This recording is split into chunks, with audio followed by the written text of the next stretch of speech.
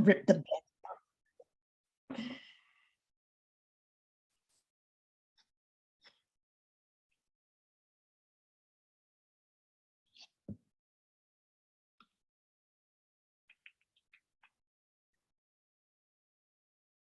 Welcome, everyone. We're going to give us a couple of minutes for more people to join. Thank you for spending your Thursday evening with us. Thank you, folks who attended yesterday. This is the second part of our retail webinar series that we are preparing people for before our event next week at Buyers Club. Alana, how's your day been? My day's been a little bit hectic. I'm not gonna lie. But I did my breath work and I feel good. Jesse, how's it going? Going pretty good. Just here, going over the steps and making sure everything looks good. And Amazing. yourself? How are you today?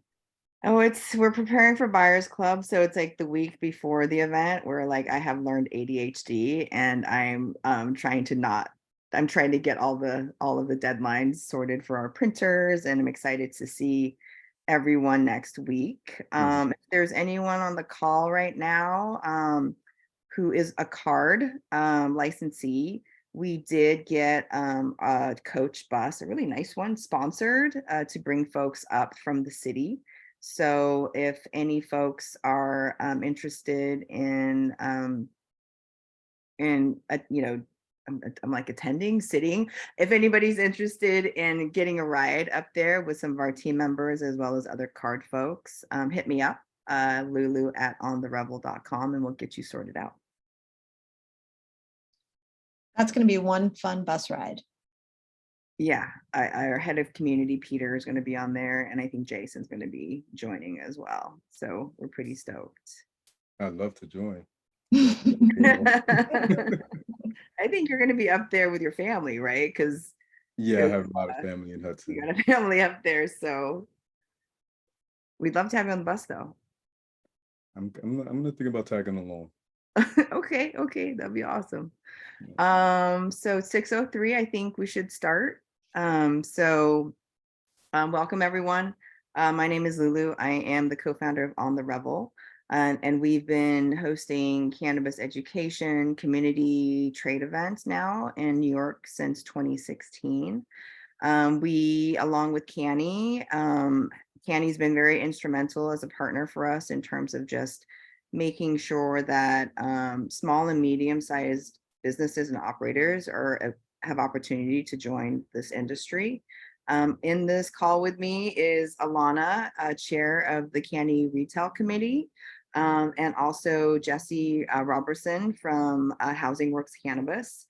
This is a web series that we wanted to do, or webinar series that we wanted to do because we're hosting Buyers Club next week. And Buyers Club is, I think, the most concentrated New York operator to operator event that's happening right now in New York. It's going to be upstate in cannabis. It's upstate in Hudson. Sorry, I've got so many things in my brain right now. Preparing for the event, as New Yorkers, we don't want to waste anyone's time. So before the event, I know this whole retail thing has been a little bit kind of like mysterious. So we thought it'd be really important just for folks to understand from the card perspective, from brand grower perspective, what's actually happening in the stores and how this buying process actually works. So yesterday we had Miri talk about brand selection. Today, I'm really excited to welcome Jesse Roberson, a co-manager and buyer from Housing Works. He's going to be taking the second pillar of once you get the PO, what happens at the store to get the product to the store. So I'm going to mute myself and turn off my camera and turn it over to Jesse, and he's going to take it from here. It's all yours, Jesse. Thank you, everybody. Like as Lulu stated, my name is Jesse Roberson. I'm the buyer and co-manager at Housing Works Cannabis Company. And we're going to go through the steps of onboarding a vendor to your dispensary. So here, we'll switch over to the next slide. So I'm going to go a little bit in detail, or a little briefly maybe, of who or what Housing Works Cannabis Co. is, and our parent company, Housing Works, the nonprofit. So Housing Works Cannabis Co. has been open since December 29th, and we're the first adult use cannabis dispensary in New York State. That's a big deal for us over here. We like to promote that a lot because it means a lot to us. So that being said, Housing Works is a Housing Works can sorry, Housing Works, the nonprofit mission is to help people that are suffering from AIDS and homelessness and substance use and the criminal justice system. Housing Works Cannabis Co. is a company that we have thrift stores, and we promote the sorry, let me go off track a little bit. Housing Works Cannabis Company for 30 years has been providing healthcare and other services for New Yorkers affected with AIDS and homelessness. We like to advocate relentlessly for those services. And one important thing I would like to state is that Housing Works likes to do a lot of going off topic. Housing Works dispensary, which one? Sorry, I need. All right, regrouping. Housing Works, which Housing Works established retail outlets, which include thrift stores, locations across the city, and bookstore in Soho. The proceeds from Housing Works Cannabis Company, 100% of the proceeds go to the nonprofit company and our mission statement. And we're modeling off to this positive role in cannabis company to play. I'm sorry, I'm gonna skip this for a second, sorry. So let's go to the steps of onboarding into your store. Step one, the documents required to onboard, and step two, live product list and receiving. Step three, receiving products into the store, and step four, adding it to your inventory. So step one, the required documents that we are required by the OCN is the proof of the license, proof of banking, and for payments, W-9, ACH, which is auto clearinghouse, and a voided check, plus a mailing address. I'm going to show you a few examples of these documents so that you have it. So here's a certificate of the license, Acme business or legal name. We have here contact information, address, and the license type. There's other licenses, but for this document, we're going to show you the adult use cultivator licenses and the date it was issued and the date of expiration. The most important thing is the license and the name and the address. So you could go to the OCM's website to verify all of the license numbers and make sure that the license number goes back to the business name or legal entity. And the other important document to have is a bank letter. They all may vary. The main thing you want to have is the business name should be there, the address of the business, the account name, the account number, and the routing number, and the bank's name and address for verification. Lastly, for these is the adult use transport manifest. So these always should be completed before the product comes into your store. And the main things you want to make sure there is the license, the name of the license number is on there is correct. You want to validate that. The name and address should go back to the first document that I showed you, which is the license, and the date it was created. That is very important, and the contact and phone number for the person who's driving it over. Vehicle information, all of this should be filled out. You want to have the product name, the description, and the lot number is very important to have, and the amount. And when everything is counted and before you leave or before the driver leaves, I would recommend that you always scan these, and the driver must take it with them. It should be signed by two people, yourself, or whoever is the buyer, or another manager should sign it. And for any rejections, we normally don't have too many rejections, but for any reason, maybe a product is expired already, maybe the product information is not correct, the batch numbers are not correct, but for whatever reason you may return a product, this section here should be filled out, signed, and dated. So steps 2, live product list. So a live product list is a living shared Google sheet that I recommend you ask all vendors or call all vendors to have. It's a great tool to use when you're receiving products, because it would have the product name, product type, the strain, description, THC amount, photos to be used on your website, and available quantities and wholesale pricing. At Housing Works, we use keystone pricing, which basically means we double the price of the wholesale price. If the product is $20, we'll sell it for $40, and so on and so forth. But this is a really, really good document that a really good request to have all vendors have a Google shared document. I can't tell you how much this is useful when updating a product. Sometimes the products may vary, like the THC amount may change when they do a new lot or batch, or you need an updated picture for whatever reason. They would have all this information in a living document and send that out to you. So if anything changes, you can update it instantly, especially like the product descriptions and the names. So step 3, receiving the product. So at Housing Works, we like our busier days are maybe like Wednesday, Thursday, Friday, and Saturday. So we prefer not to have deliveries on those days. Our preference would be Monday, Tuesday, and Wednesday between about 9:30 to 11 a.m. That's before the store opens. But we always keep in mind that some of the vendors are coming from 5, maybe 6 hours away or even further, depending on where your dispensary is. So we do make, we are flexible and make exceptions when necessary.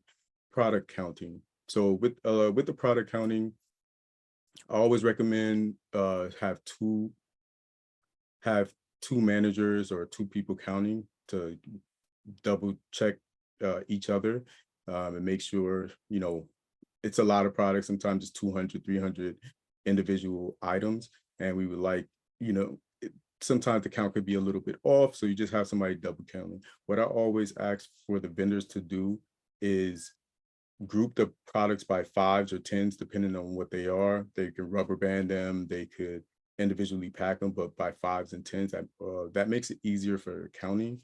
A pro tip here would be to definitely ask them to add barcodes and implement barcode scanning as soon as you open. We didn't necessarily do that because of the timing and everybody didn't have barcodes.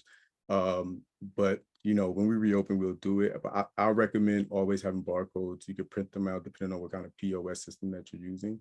And that's an easy way to scan also. And it's much accurate. Transport manifest, the physical document, as stated before they deliver, they may want to email it to you. That's good to go look over everything. Maybe you need to add stuff to your POS system. And when they do deliver, they should always have the manifest with them and sign it before they leave and send it with them. And make multiple copies, a physical copy on file and a digital copy. I have double copies of everything just in case the OCM may need it later on.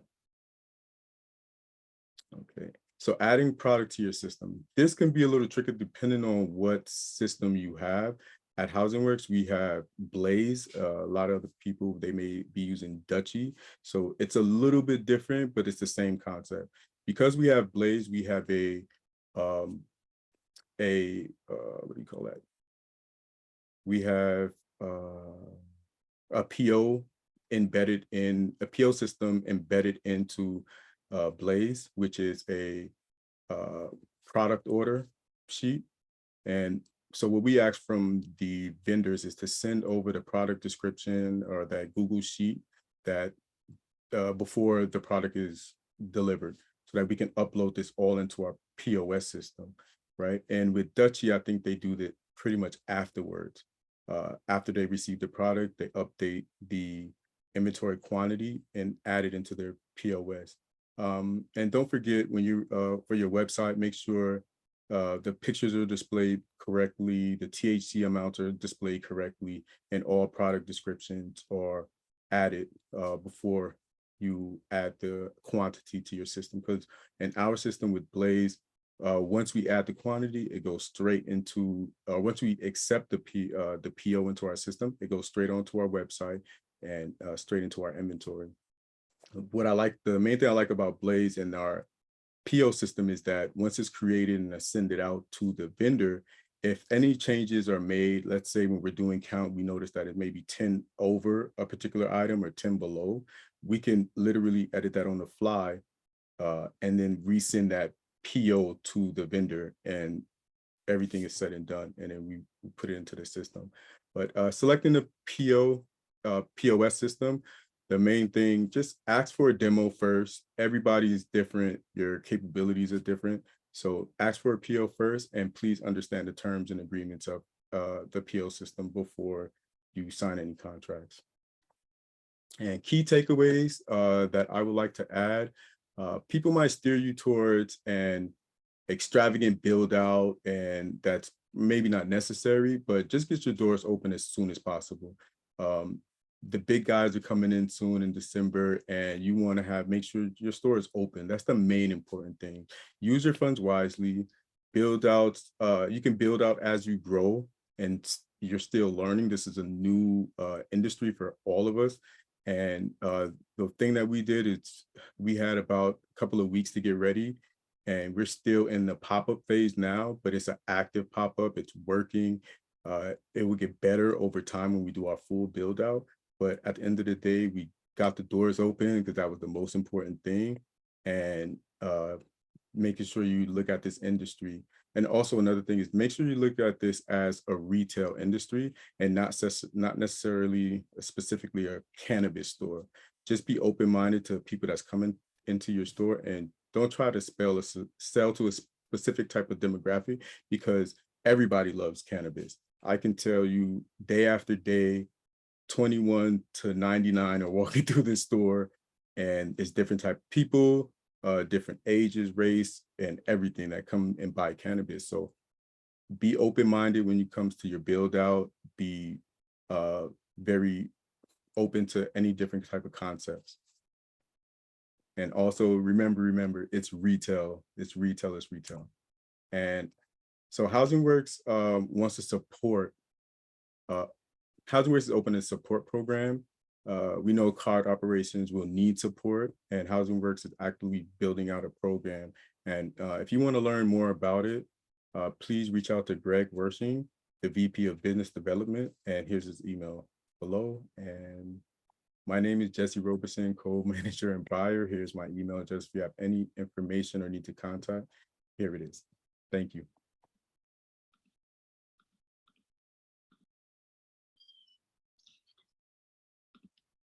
Thank you, Jesse. You're welcome. That was great. We can start getting some questions, but I'm looking in the chat, and Galena has said that you also need to provide an ST-120 form, which is a resale certificate that's required in New York. Is that something that Housing Works uses as well? Yes, we have used it on several occasions. We do use those as well.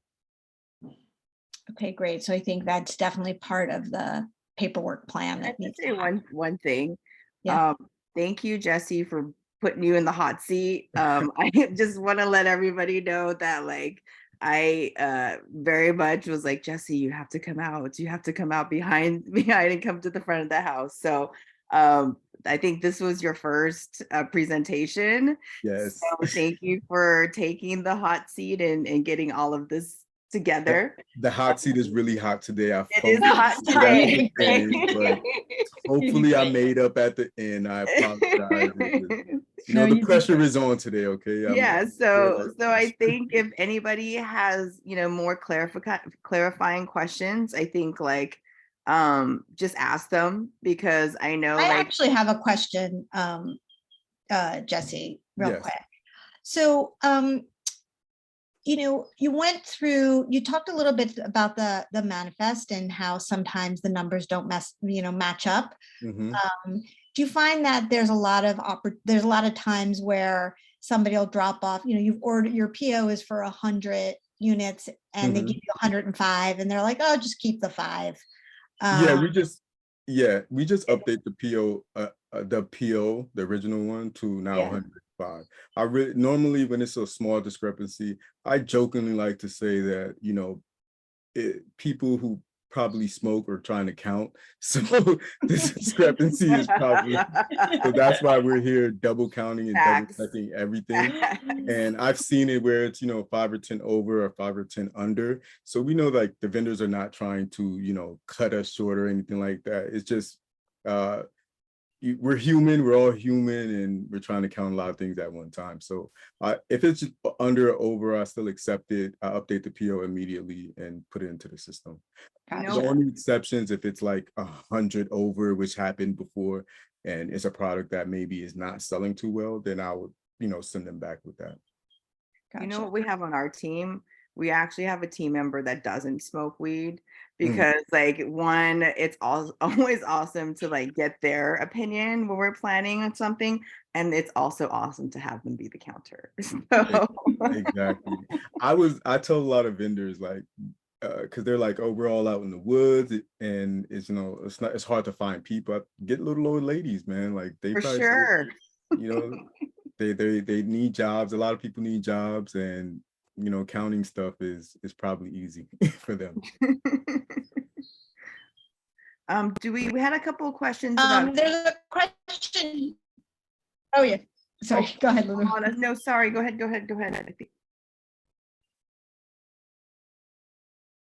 I think Alana's frozen right now, so I'm gonna jump in. I'm here. Can you hear me? Yeah, we can hear you now. Yeah, I'm not sure what's going on over here with me. Okay, so one of the questions is it difficult to keep up with updating product pages with accurate photos and descriptions? And do you ask brands to provide you with that information? Yeah, we do ask brands to provide that. In some cases, some brands, the pictures may not be up to quality. So we may just take the pictures ourselves. We have a lot of staff members here that are very creative and can process those pictures for us and edit them live for us. But we definitely ask beforehand, before they deliver, we need all that information, especially the pictures and product descriptions. And COAs are a must. Those are a certificate of authentication. You definitely want those ASAP, as soon before you receive a product.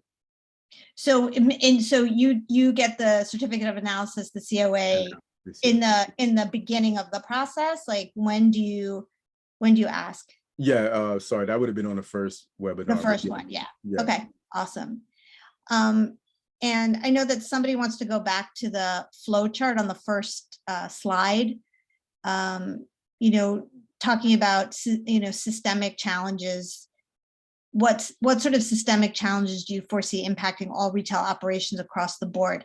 That's a big question, and I think we know you're not the oracle of cannabis, and you can't foresee the future. But do you feel like there's something that you see that could potentially cause some challenges as we start to build the industry? One of the main things that I would note is that it's not a lot open right now. There are not a lot of retailers open. And if that doesn't happen, if all you card holders out there, if you don't open up as soon as possible, the vendors, the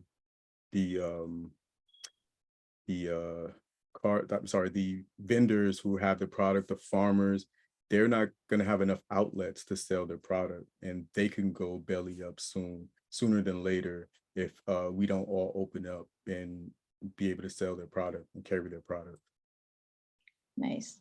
So going back to the flow chart of the first slide, we'll skip that part only because this webinar will be available afterwards, both on the Revel and the Canny website, so that the YouTube channel, so that you can go back and look at all the slides more intently. There is a question here about what kind of software stack does Housing Works use? Can you go into more detail on that I software? don't know, that's just, So I'm the nerd of the group. So Nolan, so he's asking, like, what are the software products that you use in Housing Works to run your store? right, besides Blaze. Do you use anything else Besides Blaze, very important. We use Headset. Headset is a very important and very useful tool. It tracks inventory. It suggests inventory. It suggests inventory reorders. So I use it primarily every single day for reorders. It tracks how the product is selling, how it's been selling over a certain period of time. I use 28 days in the past, and I want to reorder product for 3 weeks. Product coverage for 3 weeks. So it goes through that data and analyzes it, and then lets you know this is the minimum amount that you should order towards the maximum amount. And it lets you, it could get real detailed, but that's the basic way of setting it up. Because honestly, how would you know how much to reorder, especially covering a 3 week or a month period of time, without doing a lot of math and a lot of data crunching to get to those numbers? I have a question. Oh, I do. What are some interesting things that you're learning from Headset that were a bit of a surprise? Product category, or like, yeah, which product category is selling the best from time to time? It's like it varies. I would say week to week what category, but mainly it's flower, and then maybe vapes next. But yeah, those are like the main things I like to look at. And what's surprising is what you thought maybe wasn't selling that well. When you look at the data, you're like, oh wow, it's actually really selling well. And maybe it's selling on certain days, certain time periods, because with Headset you can actually see what product is selling or what type of product is selling at a specific time frame or a specific day of the week. And what types of people are coming in? Like, I know you said across the board, but like, has it been interesting to like see the type of regulars that come in, or like, you're close to NYU, so do you have a lot of students? Like, tell me a little bit more about that demographic. So I'll be honest with you, I'm not on the floor Oh, as that's much right, as you're I back. typically am. But from what I do talk to the bud tenders a lot, and the security a lot on a daily basis. We actually have some kind of communication, and we notice a lot of passports, to be honest with you. I guess the location where we are, it's a kind of a tourist attraction area, so a lot of passports, and I think the demographic is mainly men, but it's what I see in the store, it's across the board of what type of people come in. Like I said, 21 and up, it's a wide range of people. I also wanted to ask for you as the buyer, what's the best way for someone to get in touch with you? Like, if I'm like, hey, I do Lulu's tinctures and I want to, like, contact you, what's the most polite way? And what have you seen where you're just like, I'm totally not gonna interact with you? Like, give me both scenarios. So honestly, they come either by email, by our main email address, and it will get funneled to me and our other co-manager, Mike, who is very helpful with yeah, he saved my ass a lot when excuse my French, when it comes to ordering product, and we kind of go back and forth through vetting stuff. But it gets sent to us, or they may literally walk through the door and say, hey, I have some products here. And I've been quoted, they say I have the patience of God, because I try to see every single person that walks through the door, and I'm not trying to put out a flag for people to come and do that, because we do get quite busy throughout the day. But I try to see everybody, because I know a lot of people don't have our number. They don't have a number for, it's not listed, because I'd be getting calls all day. But they'll just walk through the door, and I either give them the security or give them the business card and let them know I'm here. Or if I'm not here, Mike will take care of it for me. Our co-manager, Mike, he'll take care of them and try to vet we go through like a little vetting process when they walk through the door. So I would prefer emails or calls because like I said, we get really, really busy. But like I said, I understand you're coming from 6 hours away. You just want 5 minutes with somebody, and I try. Me and the team, we try to give everybody a little shot at what I would say pitching their product to us. Um, Someone just wrote, Jackie just asked, how do you handle providing samples to your bartenders and getting feedback from that? So with the regulations is not too much we could do with that. So I try to vet the product. We try to vet the product with our staff because I'm a certified lightweight. So everything would be very high potency to me. I probably smoke maybe once a week now. It was like every day before, but now it's like maybe once a week if I can get a chance. Just because of the demands of the job and wanting to be on point and focused every day. So I try to Okay. give select bartenders the product and uh, let them vet the product for me. And it kind of helps because they now have the tools or understand the product a little bit more, and they are proud of what they're selling because they have a actual hand in bringing product through the door. So a lot Um, of times it goes through the team first.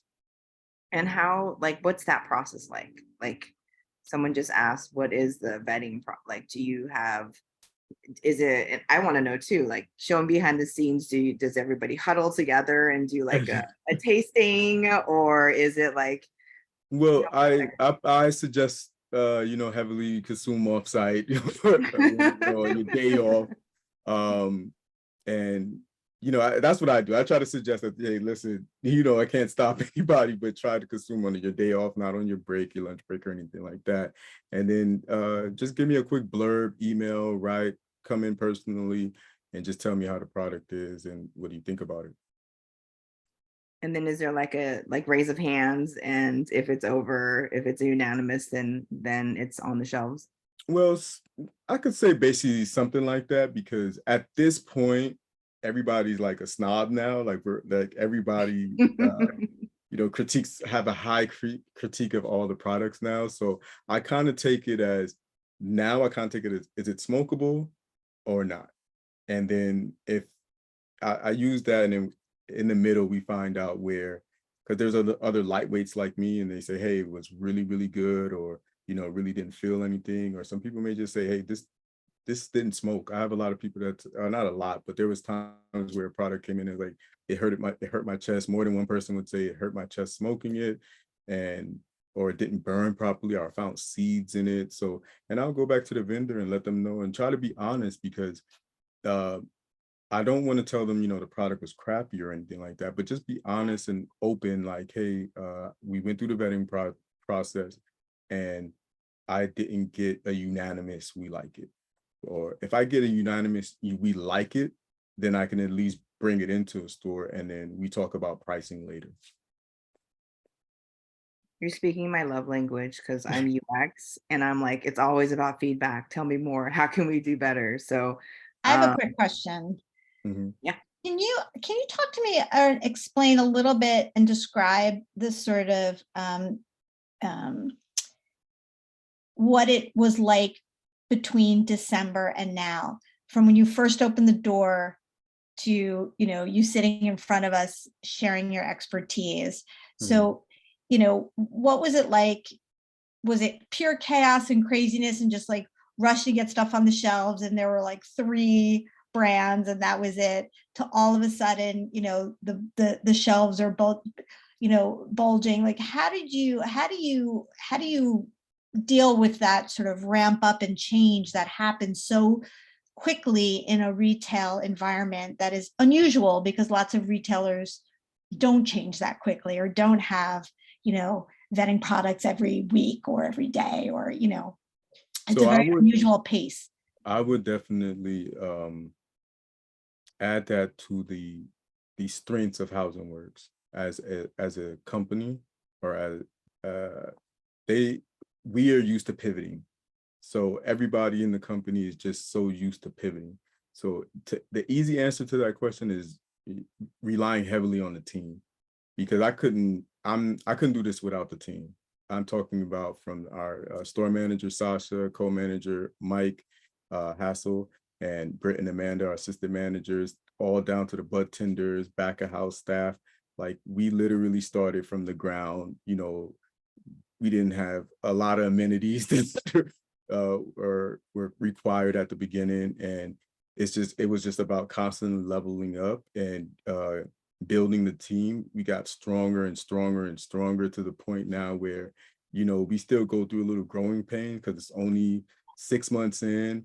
We still go through a little growing pains, but it's just about trusting your team and knowing that your team has your back, and being able to rely on them, because we have to pivot so much in this industry, which I'm learning every day.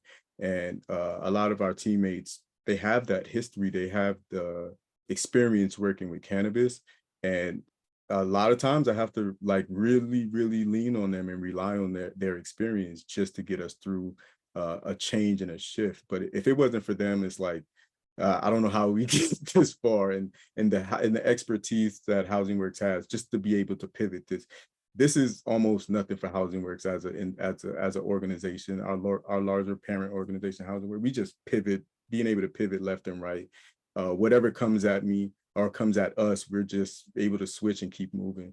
And I like what I mentioned before. We have thrift stores and a bookstore that are very profitable, and we use those tools to open this store. I love that. Like, one thing I always notice in cannabis these days are the folks that speak as we, and like folks that speak as I. Mm-hmm. So I think that's one of the reasons why I respect you guys so much. Like, you know, the fact that you, Miri, and, you know, Dave, who's going to be speaking on Monday, Mm-hmm. you could be guarding all of this information. Like, you could be like holding it to your chest and not sharing. And the fact that, you know, I came out and like, hey guys, we really want to try to like teach and give knowledge in this crazy like gray area time. Yeah. And all three of you were like, sign me up.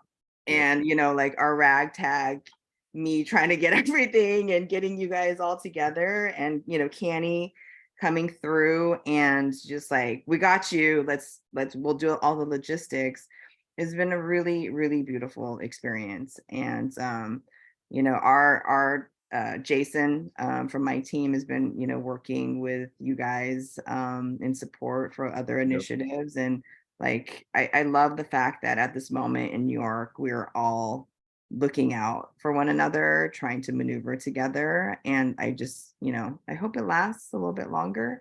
And I hope we can get all of these, you know, more stores open. And I love the fact that Lulu, we have two sorry. more questions going on Go, the chat. go. Sorry. Yeah. I see I know, and I love your love letter to New York cannabis, but I want to make sure that that we get the answers to this. You know, I'm a lover. Are there any product categories you're looking forward to entering the market or believe are necessary to fill existing gaps? Like, what are you missing? I think everything is kind of here now, but one of the things like we personally like, or we personally want to see, is just things that are different. Maybe like, you know, infused oils, like cooking oils, infused tea so people can drink tea. Like, just maybe there may be niche markets, but they'll be more interesting to bring across to this market. Because I think right now, the number one contenders, flower, vapes, edibles, concentrates, they're all here. I'm probably missing a few topicals. Like, we have all of those. Yeah, I was going to ask you about topicals. Do you feel like there's a, you know, is there any market for topicals, or people asking for THC topicals? So we have one brand at the moment for THC topicals, and they're doing pretty well. They're doing pretty well to other things. Like I would say there's other categories that aren't doing as well, and for that one brand to have a topical and it's doing a little better than those, I think it's interesting to say the least, because people want it. And I think it's you know, for pains, ailments, stuff like that, it's not really niche market because people know about them by now. So it feels like also too that people are it's might be shifting a little bit more for people who are looking for products that are for need states. So, you know, basically there are 4 need states, you know, there's like chronic pain, sleep disruption, anxiety, stress, and then euphoria and joy. The euphoria and joy is always there. Yeah. But for something like a topical, that need state might be the chronic pain, especially for an older demographic that are walking through the doors. The other question, what is your expected turnaround time between the time you order products and the time they are delivered? It varies. We have vendors, I give them a PO now, they're gonna come tomorrow. They can literally come in the next day. And then they have vendors who already do deliveries every week. So they're able to say, hey, I see you put in a PO today. We're coming down there next week. We'll be there and be able to drop. So between a day or two, I would say is usually the turnaround rate. And you have to remember also, we have a couple other dispensaries in our area. So they're making trips in the area already. So if you're in a remote location, that may not be the same, but for us, there's a couple of dispensaries in our legal dispensaries in our area. So I think that helps out with those delivery times. I have a question. So as you're getting deliveries, what is kind of a polite way of letting you know that they're coming? Like, do you want Well, dates ahead or? yeah, I always tell them well, when I send out a PO, I need a date and time, or at least a date that you can come drop off, and I put that and we put it on the calendar for everybody to see, or all the management staff to see, just to make it clear. So I like that before, as soon as I send a PO out, I like to know the date that they're able to deliver, because a random delivery, I may not be in the office or we just can't have random deliveries stop in. Usually if that happens, because it happened once or twice, we still try to accept it. If the staff is available to receive, I'll still try to accept it, but just let them know going forward. Please let us know in advance what day you're gonna stop by. And I would say 30 minutes before they do arrive to 20 minutes, just send me a text or send an email out that you're 20 to 15 minutes out for delivery. There's a question about, or chat, could you chat a little bit about CBD in the dispensary and the products that you're looking at, and the balance of CBD products to THC, as well as other cannabinoids, but their importance, etc. So with CBD products, it doesn't sell that well in the THC store, and and honestly, because of the amount of people we have coming in for THC, we have an area designated for CBD and accessories, rolling papers, things of that nature. And we just really don't, I would say, push that product so much because people are coming in for THC. We like to have it just to give that contrast. And, you know, it's a really good tool to have, or a good thing to have, CBD, because getting too high, or you got certain type of pain, CBD could be used for a lot of different things. So we do have it, but honestly, we don't have a wide selection of it. We have a very minimal, maybe 3 to 4 brands, and that's it. And they honestly don't sell that well. And it's primarily because people are coming for THC, and we don't really push that product. I also think too, when you redesign the way that the dispensary set up, the flow of people, you go straight, you walk in and you go straight to the THC, and all of a sudden your way out, you're like, oh, there's a whole other section here. Exactly. Exactly. So the layout doesn't help the way you have it. But yeah, we just didn't want to mix and mingle. Somebody may see a product there and say, oh, I want that. And then at the last minute, they're like, oh, I'd have thought this was THC and it's CBD. We didn't want that confusion. So that's why we made that deliberate separation of the products. Gotcha. Somebody's asking for your phone number, which is, I think you announced that you prefer email, right? Yeah, I would prefer Yeah. email. Can you just quickly, just slowly say your email address again? It's And I can put it in the J. chat. I can throw it in the chat if that Oh makes yeah, sense. throw it in the chat. Yep, there you go.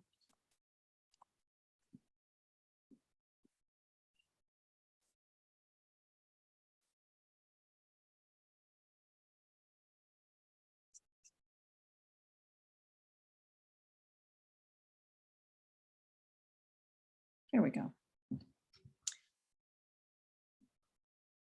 Another question, which products do you find your customers need the most education or assistance selecting? This is a question for a bud tender. Our bud tenders are so knowledgeable. They're probably like laughing like he doesn't know. So, but they're really, really good at selecting. I would say, I don't know, honestly, the answer to that question. If I had to assume, I would assume that it's, the differences between indica or sativa or something like that. Like, what's the difference between those two?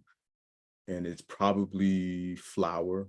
And that's my assumption. My bud tenders our bud tenders are very, very knowledgeable, and they could, outsell me at any day.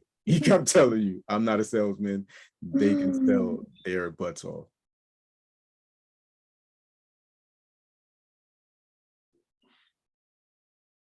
Any other questions? Is there anybody out there who, this is it, you've got Jesse like right here. Oh, how do you envision the full retail store configuration be different when you switch over from your pop-up freeze? Good question. So one of the main, all right, maybe laugh a little bit. We have about, I would say 50 staff members in the store. The store is pretty large, but we have one bathroom. So one of the main difference, I know this is not towards retail, but we're going to get 2 restrooms. The back of house area will get a little larger. That way we'll be able to process deliveries, which we offer, pickup orders, online pickup orders, and just walk-in customers a little bit faster, because we'll have a lot more staff in back of house being able to process the orders. The counters space when you walk in the store will be more streamlined. We'll have a lot more counter space and visuals for the people to see the product. And it's still going to be welcoming as always. It's still going to have that feel like it's not too, high end like a Dolce and Gabbana store, but it doesn't give you a bodega feel. We like to be in that middle, that comfortable middle where it's welcoming to everybody and safe for everybody. In the front of the store, we're going to have where our CBD and accessories are. In that little area, we're going to have more of a lifestyle area. It's still going to have CBD. It's still going to have accessories, but you may have some hats, some shirts, just an assortment of items that are not THC or cannabis related. How many brands and SKUs do you carry? First of all, I love that it says skis because I'm a skier. So how many skis do you carry? Because I didn't notice you had skis there. I'd be so happy to buy cannabis and skis. I'm a little bit like weird. I'm trying to narrow it down. We don't want to be known as the place with the most stuff, but I think it's about it's a little over 400 right now of individual SKUs for. And what's your top seller? Our top seller, you want the particular item or just the? Both. I mean, as specific as you want to get. So our top item is going to be flour, and it literally varies day to day, but it's flour and probably Hudson cannabis. Shout out to Hudson. Do you have bud tender reward programs? This is a question from Peter. Do you have bud tender reward programs or other incentives for performance? Yes. So like for our top bud tenders, we try to give them like maybe an accessory, or they really like the accessories. I was just saying that it's no cannabis, anything, no THC related item, but it's mostly accessories. that we get from our partner vendors, like maybe a Puffco or a item like that. They love, you know, the Puffcos, the Puffco Peaks. We gave that away once to our top sellers. But it's usually performance based, like you said, the top sellers, people, you know, top, we're going to go into like maybe the person with the highest attendance, stuff like that, to with no call outs and stuff like that. And have you started to notice that regulars are requesting certain bud tenders because of their knowledge of the product and understanding? I have seen that a few times, yes. I have seen that. Like, I'm not on the floor, but the few times that I have been on the floor, I've seen people, you know, want to wait for that particular bud tender because of their knowledge.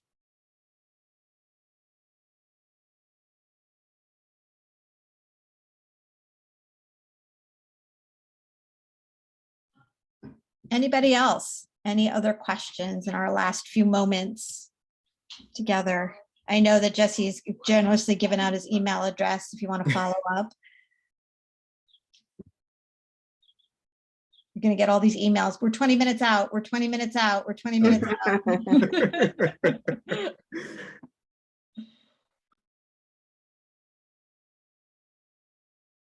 For the card holders, I would like to say a quick thing. Like, an analogy that I like to use is that think of this as like maybe a football or basketball league. We're on the same team on the grand scheme of things. There may be some competition between us, but for the games, the grand scheme of looking at the big picture, we're one team when it comes from the cultivators down to the processors, the farmers, and us, the dispensaries. The illicit market is our real competition because there's thousands of them and only like, you know, a handful of us, and we have to switch that around. I love that. I love that. Well, thank you so much, Jesse. Thank welcome. you for letting me pull you from the back of the house to put you in the front. I know this is going to be the first of many because so get ready. Just cut the first 5 minutes out and we'll be good. I got you. Thank you everyone for attending this evening. We hope to see you at Buyers Club next week. We're also very excited for our last third of this webinar series with Dave Otrin from Union Square Travel Agency. So we'll see everyone Monday evening, and then we'll see everyone Thursday up in Hudson. And thank you everyone again. Thank you.